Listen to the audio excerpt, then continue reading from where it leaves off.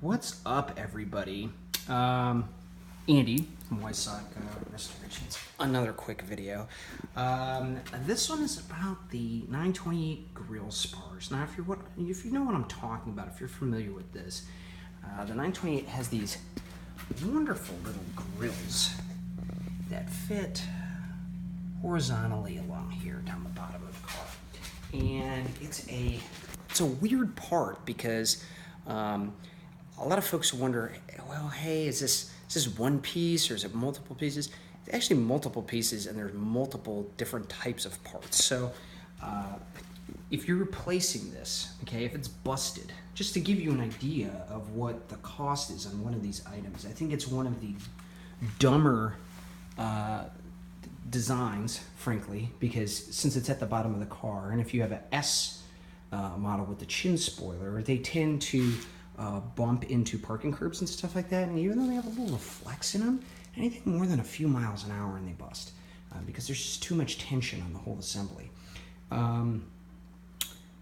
For these assemblies, you basically have three spars that go lengthwise like this, boom, boom, boom.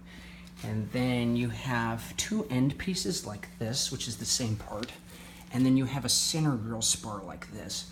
To get these assemblies done, if you're buying secondhand, you know, if you go to a recycler or something like that, it's not a big deal. But if you're buying from, let's say,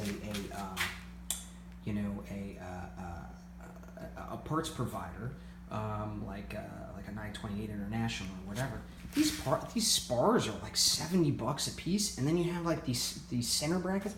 This whole assembly is like $300-400 to replace. So if you're looking to buy a 928 that has a busted chin spoiler or a busted front grille, it's not particularly hard to replace. Everything kind of goes together with these little Phillips head screws and like these bolts that I just showed. It's just a 5mm aperture right there, hex. You know, it's basically an M6 bolt.